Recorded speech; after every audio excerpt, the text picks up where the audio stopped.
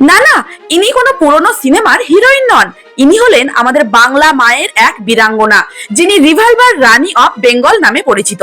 যে বয়সে মেয়েরা ঘর বাঁধার স্বপ্ন দেখে, সেই বয়সে তৎকালীন ইংরেজ গভর্নরকে গুলি করেছিলেন তিনি। এমন এক মহিয়সী নারীর শেষ জীবনের গল্প শুনলে আপনার চোখেও জল আসবে। বীণা দাস 24শে আগস্ট 1911 সালে নদিয়ার কৃষ্ণনগরে জন্মগ্রহণ করেছিলেন। বাবা বেণীমাধব দাস ছিলেন নেতাজি সুভাষচন্দ্র বসুর শিক্ষক। সেই সূত্রে নেতাজি বেশ কয়েকবার তাদের বাড়িতে এসেছিলেন। নেতাজিকে দেখেই তিনি অনুপ্রাণিত হয়েছিলেন। কলকাতার বেথুন কলেজে পড়াশোনার সময় ছাত্রী সংঘে যোগ দেন। তারপর যুগান্তর দলে নাম লেখান তিনি।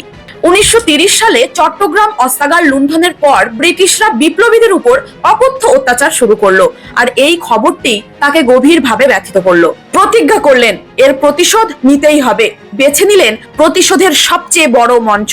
6ই ফেব্রুয়ারি 1932 সালে কলকাতা বিশ্ববিদ্যালয়ের সমাবর্তন অনুষ্ঠানে উপস্থিত হলেন বাংলার গভর্নর স্ট্যানলি জ্যাকসন। অন্যান্য ছাত্রীদের মতো বীণা দাসও গ্রাউন্ড করে উপস্থিত হয়েছিলেন সেখানে। তার ডান পকেটে ছিল রিভলভার এবং বাম পকেটে ছিল পটাশিয়াম সায়ানাইড।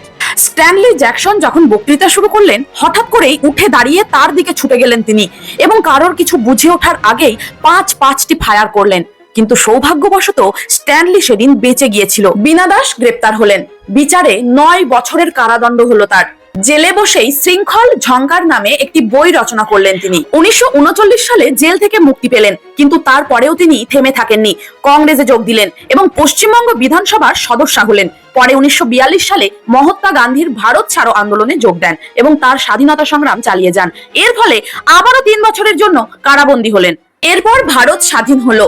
বীণা দাস কলকাতা ছেড়ে ঋষিকেশ থাকতে শুরু করলেন। আস্তে আস্তে সবাই তাকে ভুলতে শুরু করলো। কেউ আর তার খোঁজ নিল না। বাংলা মায়ের এই বীরাঙ্গনার কেউ আর খোঁজ রাখলো না। পেটের টানে স্কুলের শিক্ষকতা এবং পঠন পাঠন এবং নিজের মতো করে ধ্যান, লেখালেখি এবং আধ্যাত্মিক চিন্তায় সময় কাটাতেন তিনি। তারপর 26শে ডিসেম্বর 1986 ঋষিকেশের রাস্তার ধারে একটি মহিলার পচা গলা দেহ উদ্ধার হয়।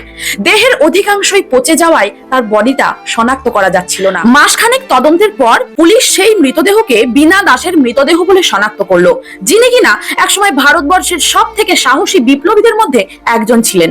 একটু ভাবতে পারছেন যে বীরাঙ্গনা আমাদের দেশকে স্বাধীন করার জন্য নিজের সব সুখ, স্বাচ্ছন্দ্য, জীবন, যৌবন সবকিছু বিসর্জন দিলেন, সেই মানুষটিকেই আমরা পরবর্তীতে তার প্রাপ্য সম্মানটুকু দিতে পারলাম না।